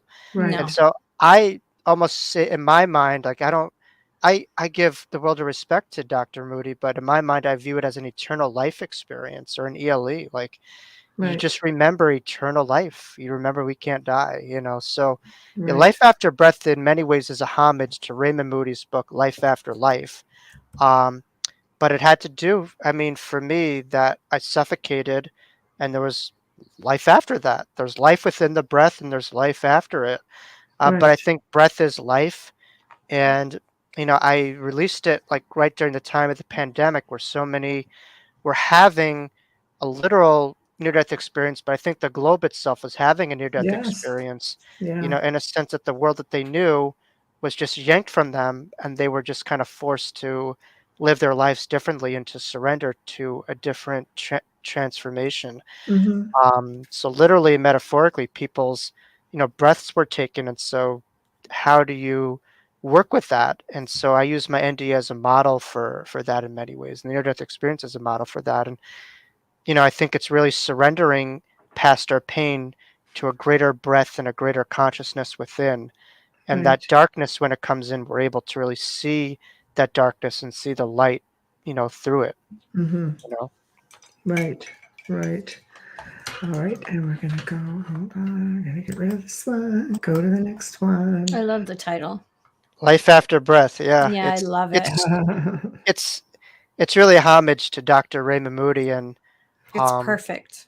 I think a lot of NDEs will talk about NDEs and not mention him, and Mm. I don't think we would be here without him in many ways. We would And be, this is you know, genius, Jacob. This is Very true. genius. the wisdom. Well, I'll tell you a story about the wisdom of Jacob's ladder. Yes. I my grandmother passed away like right around Memorial Day last year, Oh, I'm Oops. but right sorry. when she lived a It's a full bit of a life, blurry but one. I'm trying to clean it up. It's not no, working with me. it's well, if people can't see, I have it right here. Awesome. Okay. Let's Perfect. just That's The probably a lose this better wisdom view. one. of Let's Jacob's lose this ladder. one. Okay. Good. Um, Perfect. but my grandmother, she would have life after breath by her, and that was like her greatest pride. But I told her I was working on a second book, and I told her the name of it, and she just says Jacob's bladder, and I go, Mom, no, no, it's Jacob's ladder, not Jacob's bladder. She just always had a sense of humor, but really, there's so much in a name, and my name is Jacob, and familiar with Jacob from Genesis. Jacob was fleeing his brother Esau, after the covenant, and he was running for his life, and he just had this dream when he slept in this place that's called Beit El, or what's translated as the house of God in Israel. And he Mhm. saw the angels just going up and down the ladder, when death was almost in front of him. And then obviously he wrestled, the angel of death, and he became Israel. So, but there's a lot in a name, and I had mine literally going up on a ladder onto a slide, and similar to Right. Jacob, like Right. So death you was have right these in little front of me, metaphors and in then there. Yeah. but God works in a very humorous and symbolic way. Um, that Mm. and so that's really what the title was about, was the different rungs of the ladder of bringing the hereafter to the here now, and how each and every lifetime and how we evolve our consciousness could really allow that, ourselves to really elevate throughout Mhm. different lifetimes, or bring that cosmic mind into this reality. So that the whole goal for people to pick up the wisdom of Jacob's ladder is to not wait till they die to have that awareness, or to not need a self-induced near-death experience to have awareness of the other side, but that they too could experience that in this reality. And I have different chapters, which are those different rungs of the hereafter to the here now. So yeah, Right. no, I'm probably not the guy who was supposed to write these books, because you know, on paper, I started off like in community college at a remedial level in writing and reading. And it wasn't until I had an aunt who became my spiritual mentor, that saved me. My aunt was actually the teacher of Jose Feliciano, who wrote the song Feliz Navidad. She was a teacher for the visually impaired, but she lived that life literally, where she helped those who couldn't see from a spiritual vantage point to see. And so she helped me remember who I was and what was inside of me. And, I gave her like a piece of my writing, which I thought was like crap or wasn't good. And she saw, wow, you're an amazing writer. And I was like, you're kidding me. And so from that belief that all of a sudden I saw myself as a crappy writer to an amazing writer changed the story of my life. So we could walk around seeing ourselves in such a small way. And from that power of belief, we'll live our lives accordingly. or we could see ourselves as unlimited, and we could live a life in what we do as unlimited. So there's so much power in the biology of belief, as Bruce Lipton says, but in the power of belief that we have in within our lives. Right. So no Uh, weird question, Alex. Yeah. This is a champion. Alex has his own show, and I have a feeling Alex and Steve are going to be booking you soon. You should save some of those for your episode, Alex. I'm just teasing. We're Yeah. good friends. We're good friends. Alex asks, here's a weird question. When reincarnating, is it always in the future? Or can we reincarnate in the past? That's a great Good question, Alex. question. Should have saved it for yours, but thank you. It's a great question. Well, first of all, I have to preface, Alex, it's about 10:20 at night. So questions like that are great, but for our minds, it can make them explode. And why I say that is we will be able to understand consciousness at the level and vantage point of what we're looking at it. So if we're looking at, life through the linear mind, we can't understand this stuff in a way. We have to really look at it through this timeless mind. And so the term is past lives that we say, but there is no time really, so it's just, I view it as almost kind of parallel lifetimes, but there's no, in this lifetime, there's past, Yeah. present, future, but on the other side, Yeah. there is no time. Yeah. But I Right. think to avoid our minds exploding, we use that because that's the kind of time that we go by, and that will make things like sensible. Like if it was all happening at one time, we wouldn't be able to function. So we almost have to have that to be able to live in this human reality in a way. But we could Mm. also understand the illusion, um, and that's helpful because when we're going through something painful, it could often feel like that's permanent. And I found that pain has a shelf life, but love in eternity does not. And so I Mm. think what's important for people is to, engage differently with pain, to recognize that it has a shelf life, that it's temporary, that all things of this world are really temporary, even the most painful ones. But the only thing that lasts is the impact that we have, the love that we share, the love that we experience, and the relationships that we formulate. The rest just, comes and goes. Sure, we could carry over some degree of trauma, which we heal, but reality, at the end of the day, all that's left is the essence. Right. Right. I like that answer. But I like the whole, the perception of the illusion of this life. What's your thought on dimensions? Dimensional lives, different layers living Yeah. simultaneously. I mean, I know a lot of my colleagues talked about the fourth, sixth, fifth, seventh, eighth, ninth, tenth, Sure. and Yeah. I I I I believe in it, but my primary focus is right Mo- here, Like right now. multiverses. Yeah. I believe it, But but maybe my Jacob in another, right, so it's I entirely different. Mm. I really, I mean, my primary focus is mindfulness. It's just like really being in this body in this lifetime. At Right. times, I think we need to just allow ourselves to venture into those things, and we could use a recharge, by Right. going onto the astral plane. But I think everything's in balance. At times we go Right. to bed or we want to have those transcendental meditations. I think that's great, Right. but it should all allow us to be here in this body. Because if we were meant to be there, we would. But I think we're meant to be here in this body and to cultivate that cosmic mind in this body. I think that's important. So early on, I was very into like, going there, Right. but as I get older, I really try to like cultivate all this, in this body as much as I can. Yes. And it's hard, and it's hard. That's the challenge, but that's what I try to do. Right. Well, because we're in a constant state of evolution. Mm. And sometimes that pulls us in different directions. And I think Mhm, when you've been given a glimpse, of home or the other mhm. side or whatever people want to call it, I think that sort of gives you that edge a little bit, you know.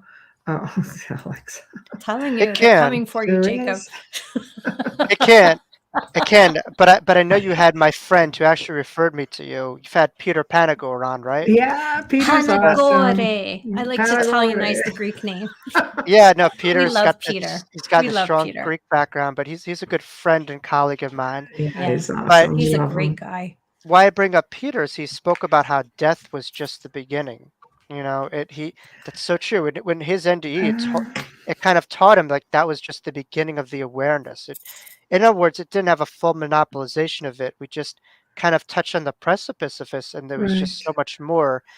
To me, death is like an ending where we just see, okay, this is it. This is all that there Right. is, and we're talking about the infinite. You can't chop up air. You can't chop up the infinite. So Right. I think each and every day that we live is another way to expand that box of reality as we know it, to constantly expand, and we Right. can do that through constant curiosity, constant exploration. There's no there's no like failure or success, or wins or loss. It's just different ways of seeing it, and it's all a part of the journey. You know, Right. Right. I agree. It's just I guess it depends on how curious right, people are. I'm one of those people I research, but I have to know everything. I admit it. I have to know right, absolutely everything. And right, sometimes you start researching one thing and then it takes you into mm, something entirely different. But right. yet it just all seems to make sense.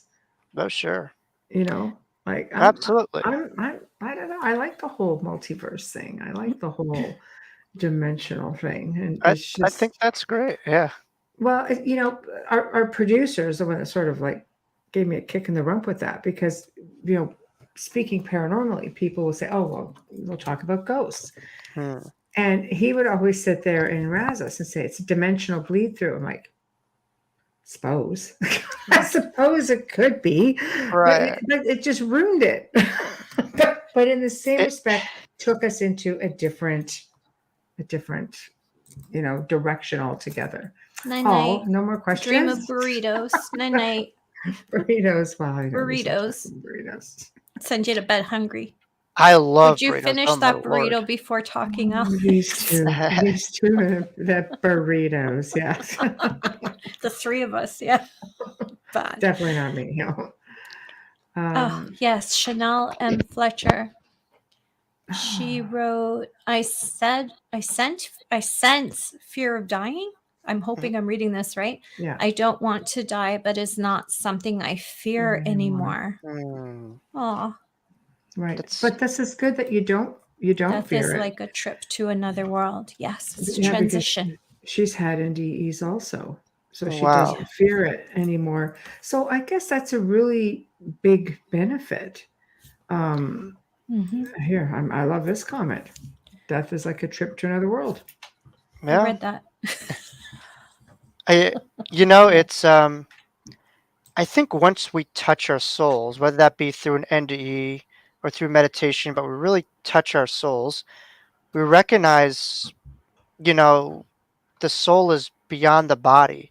And so I recommend a lot of people just getting into meditation because when you really are deeply into meditation, you know that there's a you beyond the thinker, there's a you beyond this world, there's a you beyond this time, and you're able to touch into something that you just know will continue, and that's you.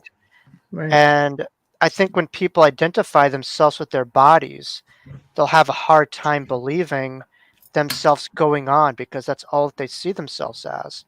But I right, think if you're able to see yourself as a soul, you'll understand that it's possible for yourself to continue beyond the body. The issue though that people have is this box of death that people have. If you're viewing it that people hang out 6 feet under the ground, it becomes a very morbid, difficult, fear that people have. But my question is, if you could hang out anywhere, why would you hang out 6 feet under the ground? It's like, oh, that means that there's a part of absolutely. you that's still there. Why would you hang out, in this underground? I mean, you can, I guess, technically, but why there? That'd be quite boring, I Or on suppose. someone's Right. fireplace mantle. I Right. have to intervene because we do need to do a sponsor and The money station shot. ID. Yeah. Yeah, there we go. Okay. That's the money shot, right? The Folgers in your cup. Yeah. That's right. See, you could do a commercial. I, Michelle I, explained that I as, need some Folgers right now. It's 10:30. I mean, oh my gosh, it's so early. yeah. We're night owls. Oh Oh my my God. gosh. Okay, so you are listening to The Outer Realm with Michelle Desrochers and Amelia Pisano, coming to you live from the gorgeous city of New Orleans on 105.3 and 107.7 FM. We are also live on Roku and streaming on Roku. So if you've got Roku, make sure you go and check us out. Tonight we have Jacob Cooper with us, and we are discussing his book, Life After Breath, all about NDEs, his experience, and believe it or not, as 3-year-old child. If you're just tuning in right now, don't worry about it, because you can start this from the beginning or any of our shows by streaming or listening to our archives on any platform you normally use. A shout out and a thank you, huge thanks to the amazing people at Folgers Coffee for fully sponsoring our show and continuing to sponsor us. We both love you so much and we thank you. A shout out and a huge thank you for our intro and outro to Dr. Snick, the sonic surgeon, Justin Snicker, award-winning composer and musician. You can find his music on Amazon and Bandcamp, and you can find him on Facebook and Instagram. And speaking of that, our regulars know where I go from here. Please, if you're listening to us on Facebook or YouTube, give us a like, hit subscribe, and share. Comment and share. Michelle has it going on the screen if you're just tuning in. Got to say, smash I'm that like laughing button. because Tamara's got the coffee cups across, but you forgot to say share. It's a good thing Michelle put it on the screen. You're our third host. Come on. I did have them up. I had them up. Yeah. Gosh. But thank you all for tuning in and joining our chat. And like I said, if you're just tuning in right now, give it a few minutes and start from the top. You don't want to miss anything. Hi, Ray.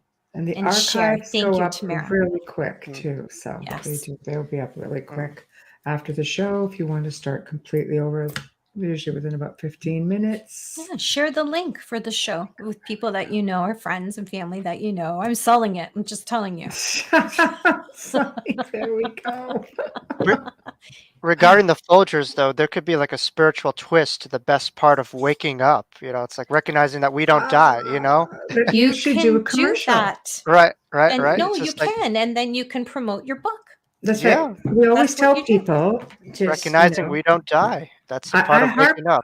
I Yeah. harp about this. Do a 30-second commercial, promote yourself, but Right. Folgers somehow has to be in the mix. We Yeah. play them on the show when they come in, and they sit in archives forever for hundreds of thousands or millions of people to see them. Yeah. And of course, show nights, we have millions of people who Oh. see them. And we've had a lot of people get pretty creative, but it's always there. And Folgers actually does watch the show. Wow. Hey, Folgers, Wow. that's why we say thank you, because they are Yeah, watching. exactly. And Yeah. if you do this, just remember that you have to audio and visual It with has the to be Folgers, MP4. whether Yeah, it's the MP4, yeah. coffee in your That's hands. it. We wanna have see the mug, but Folgers. I yeah. know. Reach out to me, Folgers. I'm your spokesguy here. Come on. Yeah, There we're we already go. there. Excuse me. Yes. But you can do the commercial for our show Yeah. Yeah, exactly. and promote Exactly. your book, Yeah. They do. all about NDEs and awakening. See, They do. Yeah. want it's it. a They get win-win. kick out of Absolutely. them, and just an idea. Just send it over. Yeah. So, what next, Jacob? What is next for you? It's a good question, Michelle. For now, my book, The Wisdom of Jacob's Ladder is like my real, focus. I think the impetus for me to write a book was just a way to give back to all the books that helped me in those dark moments. And, I think in a way it's when I saw those books on bookshelves when I was younger, I was be like, I want to live there for eternity one day. I want to be on that bookshelf and to give back what I was given. So, you know, really it's but my focus now is on, this current book, but just on reaching as many souls as possible with this message.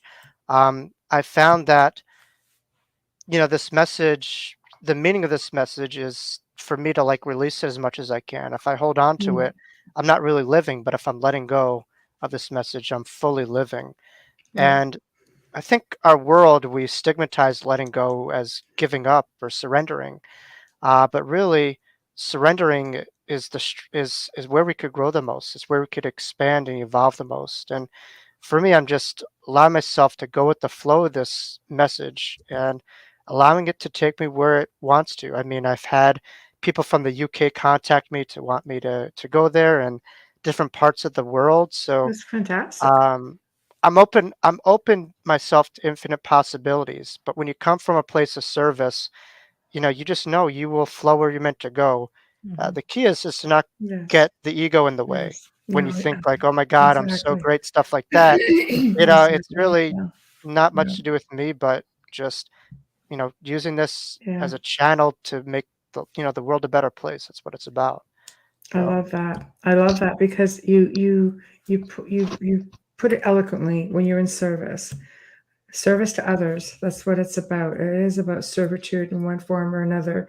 mhm, I think when you come back, whether you're born with this gift, whether you develop it, whether you come back with it, um, I think it's there for a reason, and I think you need to pay it forward.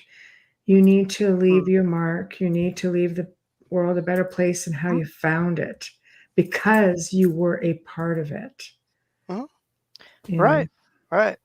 I think the issue that a lot of people have though is, and if you look at like hospice studies, like a big um, regret that people have when they're about to go is that they lived a life that someone else wanted them to live, that they were someone else's version of who they were, or they had fear of doing what they really wanted to do due to what other people thought. And right? um, I think each person has a tune in the universe. They have a song inside themselves, but they have to play that song. They have to really tap into that song. So much of what people are singing are just the mere surface of who they are, what's inside of them. And I think the Right. more you connect, the deeper that song will come in. The more that voice isn't just going to emanate from your thoughts or your brain, but really from the heart. And that is my middle name actually in Hebrew is heart is Oh, but really, and so I think when people are more connected, they'll be able to really tap into that deep inner voice and they could sing their song. And as long as you're singing your song, you can never really die. And the song that you sing, others will sing after you. They'll continue it and it'll be a beautiful symphony. And there's a ripple effect from mhm, all the songs that we sing within the life, and each person has their own unique note. I think the issue is we look at someone else's box and we think, oh, their box is better than mine.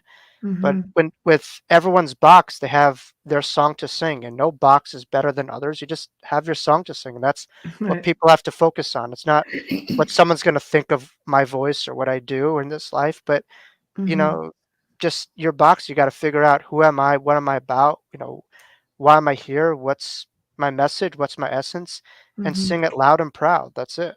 You know. Right, right. So how, does your experience or other transformative experiences provide guidance or insight into today's world, so to speak, this day Well, and age? kind of like Amelia, I had an NDE, but later in life, I've had not an NDE like Amelia. I know Amelia's had a couple of them, but I had another out of body experience, later in my Yes, life that's cool that I too. that I Mhm. speak of in Life After Breath, my first book. Yeah, It's one thing like I could say, oh my God, I had this NDE, but I was 3 years old. I could just push it away. But then, later in life as a young adult, I had this crazy, profound out of body experience, but right. this OBE lasted several weeks, and I was just hovering over my body, and I just became aware of so much more energetically that I was connected to that I just might have just blocked myself over. But the big thing that I remember from my OBE was the interconnectedness that I saw of all things, and I was able to see it literally with my mind's eye. Right. But I think the issue, though, is people are so blocked off from the oneness that they're a part of, and they just are just egocentrically connected to themselves and very separate. And I think the issue with oneness is people sometimes think that it's sameness, and it's not. We each have something individually to offer differently, Right. but the individual and collective are connected.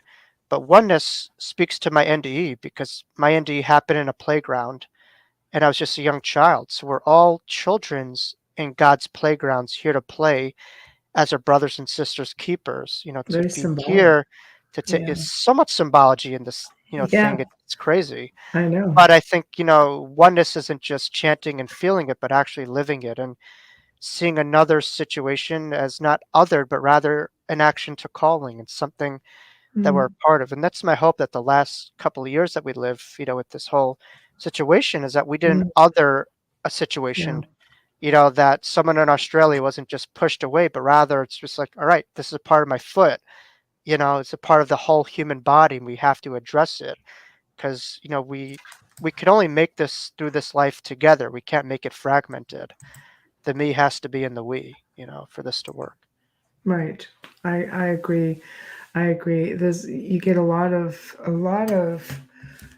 people out there who talk the talk, I suppose. They don't Right. walk the walk, and Mm, that seems to be really big. But I do love that people are actually waking up on different levels. I think it's mm, important. I think what we all went through over the last couple of years mm. um, has created a lot of division, but it has also created a lot of unity. Right. People have had a lot of time to reflect and go, wow, because life doesn't allow you to slow down. I think we've talked about this, a few times on this show. You're always so busy. And if it showed anything, people had time to be still for a Mm, little while and had to right. go to the outdoors and do things with each other and their families. It's like, Right. "God, this is so nice." You're like, you go out and like, I was in Niagara Falls and I'm just like, I'm looking across. There's always people in front of you. You can't see across to the other side. Mm, And I'm just like, are those caves? All this, right. I had no idea what was on the other side Right. looking out because it's just, I've never been able to drive by and see it. Oh, wow. Wow. Different And experiences, solitude. I view it as shake-up experiences because sometimes we get very plateaued in this human experience and stagnant. And sometimes we have to have the floor under us kind of shake a little bit, whether that be through an NDE or just this global Yeah, phenomenon. And right. all of a sudden, we're forever changed in a good way. But I Mm, think so much of it was it was like the same storm, but everyone had a unique boat. But also with these strong winds, a lot of it too is based off of foundations. If oh, people were yeah, very yeah. connected, they can engage with this to find meaning and purpose in a way eventually. But and people weren't connected, they would just see it as bleak and full of pain, and they just would just see darkness and nothing past it. And it's not to judge or condemn. Everyone had a unique circumstance and Mhm, trauma and all that stuff. But mhm. I think foundation speaks to a lot of how people were able to transform that we all that we Yeah, went through in these last couple of years. absolutely. Which brings me to this question. When you're dealing with people who want to go through whether, a regression or talk about their NDEs, Mm, people trying to cope, how do you get them through the trauma of that? Or how do you get them to cope with what's happened to them? Like I said, not everybody can come back with something like that easily. You have right. those who don't want to come back, and then you have those who just want to understand more and they can't because you're here spinning your wheels. It happened Mm, to you young enough that it was almost like second nature. What mm, about the adults who are it's like, God, I've been here this long and I've been here, and like Amelia's experiences, I've seen this, I didn't want to come back. I'm just, mm. how do you deal with people like that? What's your advice to them? Well, I mean, some of the most productive sessions that I've had in my life was when clients were just talking and I didn't say a word, and they said, "Jacob, oh my God, that was the best session I've ever had." Right. So sometimes less me is better me, but Right. I think a lot of people they want to be validated and heard. Yeah. Sometimes people will hold on to so much pain and they felt they feel like no one wants to hear them. And so I think first is being able to meet people where they're at. I think that's a big one. Certainly as Mm, a clinical social worker, that's like the biggest tenet that we're taught is everyone's on different levels. Where Mhm. you are, you have to sometimes leave that place and allow yourselves to be in that person's shoes. right. And to me, that's a very divine act, but that's also very Buddhisty. I Yeah. think my job is to Buddhisty. Yeah. I I love think I think that. my job is just to be like a paid monk as a therapist, where I Right. sit with mindfulness, compassion, openness, curiosity, and it's just I just view myself as a monk in a way, where I just Right. their world and I'm entering it. But eventually, when people are able to For instance, I'll give you something like grief, right? Grief has the part of it that's very painful, and people go through the stages. And it's a roller coaster, and those stages are very much interchangeable. But I think the only way out is through when it Mm, comes to grief. Through going through the human part, on the other side of it can be love, meaning, transformation. But I think our society doesn't set people up for that. Our society says you have to just move past that, surpass what you're going through. Don't be with what you're going through. Just expedite it. And that's when people get into trouble. So I think people have to allow themselves. I always say two things could be true at the same time. You could have all this awareness, but you could also have the human part, which has the real, raw human emotions. And I think we have to allow ourselves to have two things coexisting at the same time and allow mm, that to be. You Hmm. right. know, I totally resonate with that. two Yeah. things could be true at the same time. You could be Yeah. hurting, but also be aware too. Right. Doesn't have to Well, be one or the other. I think you're also like you nailed it. You're the person who listens. Mm, Maybe I know there are people out there who don't feel like they have anybody. Like, well, I can't tell this story. Nobody's going to believe me. I feel foolish. Did it even happen? mm, I think health practitioners are a little bit more open now. They've gone to the degree of some, some ORs will actually have little signs that they have, pointing up, and they study it. And people will, when they leave the body and they come back and they'll say, well, I left the body. And because they died, they'll say, oh, did you see anything specific? And they're like, yeah, I saw something up top. They'll either put a date or they'll mm, put a little message. right. And so when the person relays the message or the date, whatever was flashing across, much like what you're seeing right down Mm. here, then to be like, yeah, okay, so you really did. So at least there's that, because for a long time that wasn't a thing. Hmm. Oh no, research is really getting very strong for this. I mean, and some of these things you wouldn't be able to do even if you were fully awake. Like I have heard of people who've had NDEs who knew the exact conversations that the doctors were having, and they were just Right. pretty much flatline, had no consciousness. Or some people just saw, like one woman saw like a tennis shoe on top of the roof of the hospital. Like unless you're flying a droid Right. while unless you're flying like what's the thing like the droids? What not the droid, but geez, you know what I'm talking about? Those electric things that have The cameras drones. on them. The drones, Drones. The yeah. drones, yeah. Unless you're active, Drones, close. unless you're actively flying a drone while you're flatlined on the table, like how would you know that? Exactly. Yeah. Sometimes, Exactly. sometimes people have reactions when they wake up and the nurses catch it, because that did happen with me once. Wow. Huh. Well, the nurse was asking me questions and I'm just looking at her like, what, can I wake Yeah. up? Yeah. But Yeah. yeah. It's remarkable.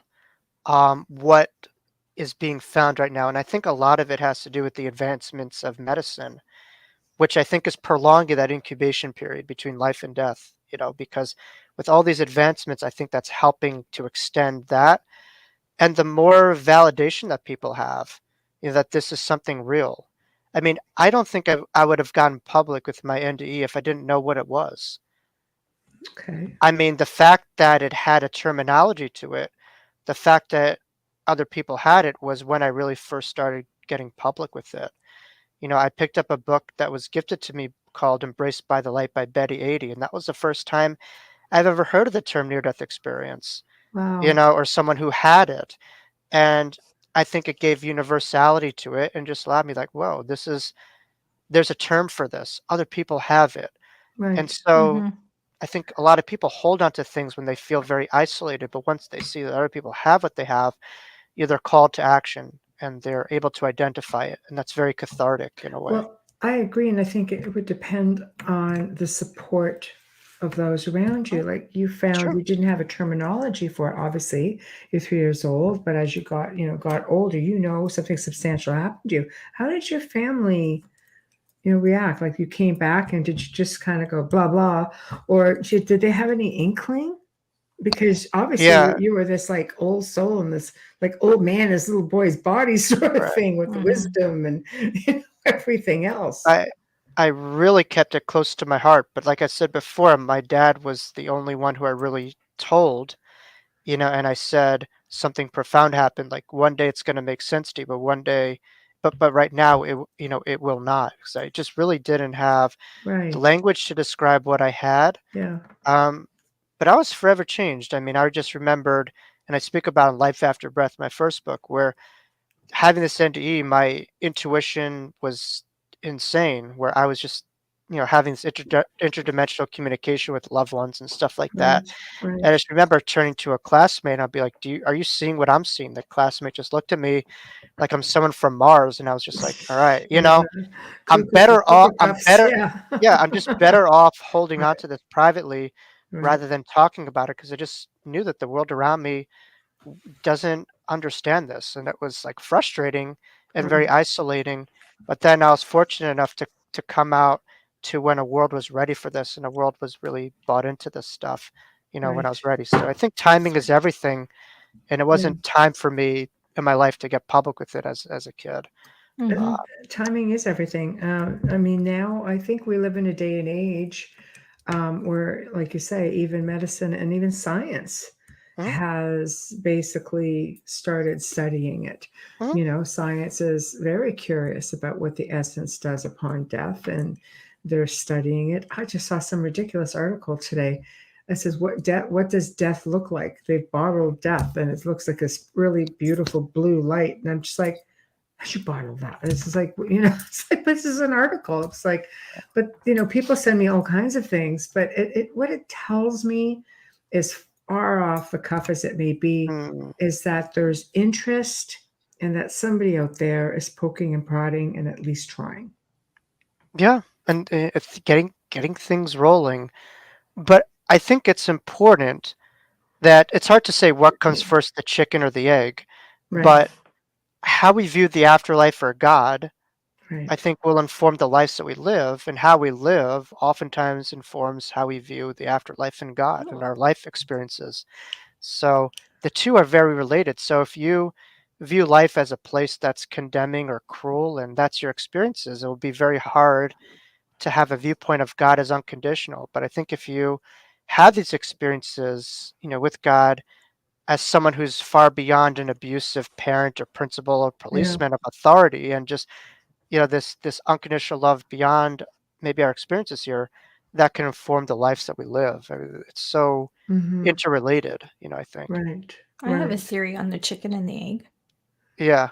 The chicken had to come with the rooster, or we wouldn't have any more chickens. Like, let's get real Yeah, here. yeah, yeah, yeah, yeah. It's true. Sorry, but So, no, go ahead. no, Miss no. Aviles. Okay. Well, as we're slowly nearing the top of the hour, what would you like to add to this evening's discussion?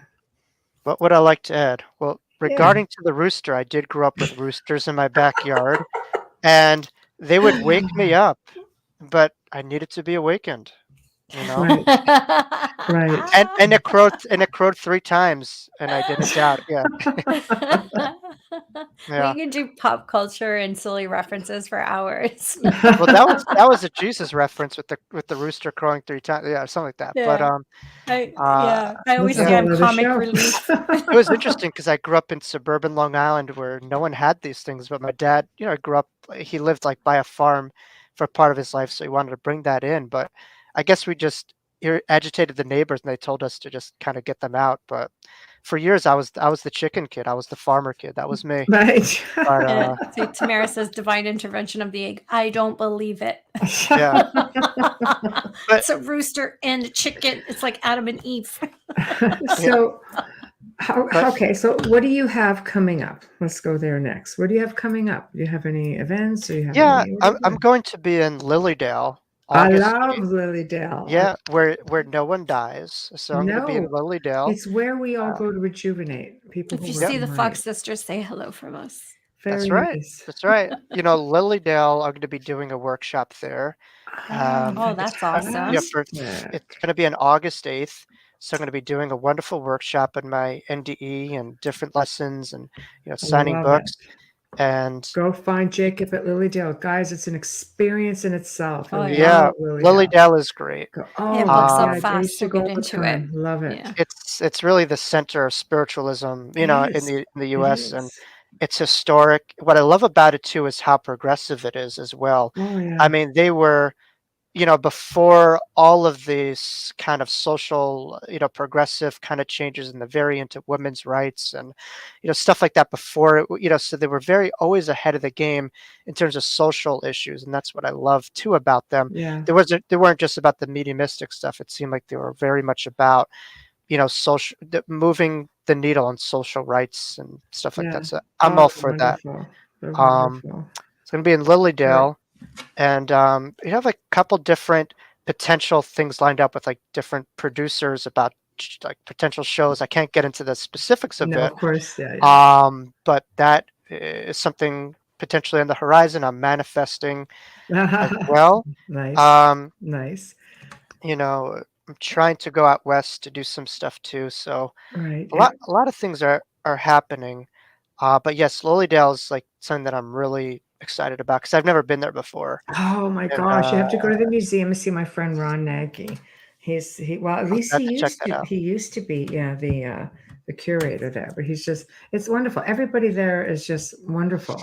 Hmm. But Oh, he's very versed in all the history. And when you go into the museum and you start realizing, wait, Harry Houdini's been here. Wait, Abraham Lincoln Abraham and his Lincoln. wife That's used to right. come here. Yeah, Where yeah. Harry Houdini used to go to try to debunk them all. Oh, wow, wow, wow. So, although the history is phenomenal. I mean, Ron has written things on slate writing and all the channeling and oh my God, go see all the old Right. photographs. Everything is phenomenal. I mean, Phenomenal. and it just makes me so proud to be a New Yorker because we forget. I mean, Yes. that's right outside of Buffalo, and Hey, it's the largest spiritual yeah, community on this side of the everything's. planet. New York's a great place. I'm happy to live here, but yeah, Yeah. that's my big one, and potentially, I'm looking to try to do a podcast. So I'll definitely keep you posted. Would love to have Well, you on. we just Uh, happen to have a network and we just happen to be handing out spaces right now I've because we're never had. expanding. I've never had one and always wanted to. But We what can I work with you. Yeah, we'll definitely have to chat. But what I do want to have a Okay. podcast on is something that really highlights mental health, spirituality as well, and my biggest passion, sports. We Sports is can my big one. We Oh actually boy. are looking for someone to do a show on sports. You could probably get yourself a couple of different shows, especially during the day or early Right. prime time for your sports. You just 'Cause- message me if you're really serious about it because we are yeah, fully expanding. We've just opened up a lot of our daytime slots as Hmm. well. wow, And you were 30-year-old network that is really well established, and we're FM as well. we're the Times same And age. Yeah. two. maybe by the time you go to air, Rogers will have a decision on where he's going. Dun, Oh, dun, dun. Dun, dun, dun. My I dog has a jersey uh, with Rogers on. My daughter's a big Packers fan. There we go. oh, is that She does PR. She's an agent for athletes. wow, So wow. yeah. I'm a diehard Jet fan. Like that's as fragrances, the Jets, like running. Those are like my three biggest things. But from day one, I've been a huge Jet fan, and I can't wait. And Aaron's into this stuff as well too. Aaron, they're on first name basis. Well, That's what they He's make very fun of me when I do that. see, he's very much into this stuff, and his ex Danica Patrick is too. She has a big podcast as well, and she's very into this as well. So, you're everything finding happens for a reason. yeah, you're Connections are finding, made for a reason. yeah, I think you're finding, like a new form of athlete. I mean, I am very He's going into a show. I know. I just. Save it for air, Jacob. no, no, no. What I would say is, you'd be amazed at the amount of athletes that are into this stuff, though. Essentially, Oh, it's true. It's yeah. true.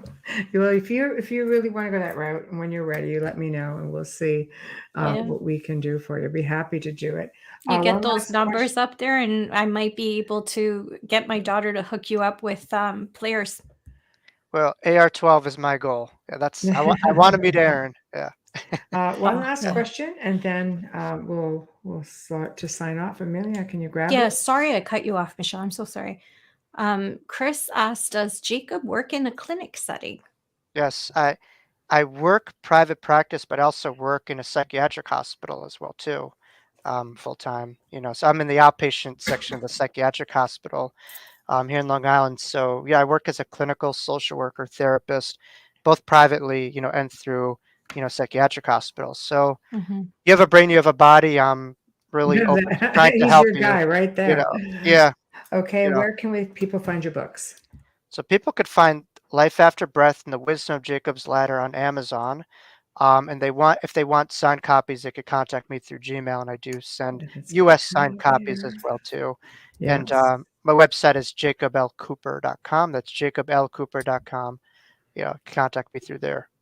There we go. Well, thank you so much for joining us. And I'm really glad we could finally connect. And of course, Michelle's a friend of mine. She goes, "Oh, look who I've got." I'm like, "Oh, yeah, just Yeah, do it because we keep playing email tag." right, right, right, And I know she'll set it up and make it happen on the spot. So, which is right. exactly what happened. Spirit really just wanted this. I Yes. thank her, but Spirit really wanted this out there. But I Yes. couldn't thank you enough, Michelle and Amelia. Really, I'm just so grateful to be your guest, and really keep in Oh, Oh, touch. And thank thank you you. for all you do. An honor to be here. Yeah. Thank thank you. It's an you. honor to have you. And hopefully we'll be able to call you a fellow host on the Yes, network soon. Wow. yes. Or Wow. in another case, if you write another book, let us know. We can do this again. I have to. I'm only 32 years old and I've got 2 books, so there has to be more. Oh, I can't I there's going can't to be stop. more. Yeah, There's going to be I more. can't stop. 5 to 10 is my minimum. Yeah, Oh, well, there we go. So we've got lots of time, yeah. and we definitely have a lot of shows on the horizon. So thank Amen. you for joining us, and I'll be in touch with you. Absolutely. Thank you guys. Appreciate it. Okay. Thank you. Thank Have a you. good night. Good You too. night. Night. Well, we've come to the end, obviously, of a really fantastic segment. We're just batting 100 with like amazing segments lately. We're just awesome people who've been on, awesome people coming up, including us two awesome chicks here.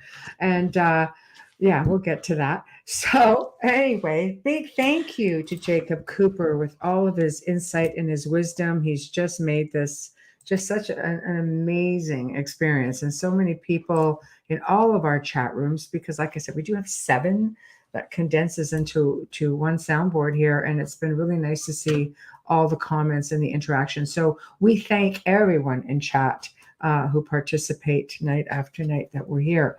So big thank you to Folgers Coffee, who are, our faithful sponsors. We thank you. Love you lots. Big thank you to Justin Snicker, aka Dr. Snick, the Sonic Surgeon, for providing us with his music, his voice for our intro and our outro. Big thank you again to Steve McGinnis, who is the artist behind the incredible artwork that you see here as well. And Folgers commercials. You heard us talk about it tonight. We're still taking them. Guys, lots of fun. You send it, we'll upload it to the soundboard, we'll play it. It'll be there forever and ever. You can promote yourselves, but you have to include Folgers. That's the deal. It's got to be MP4.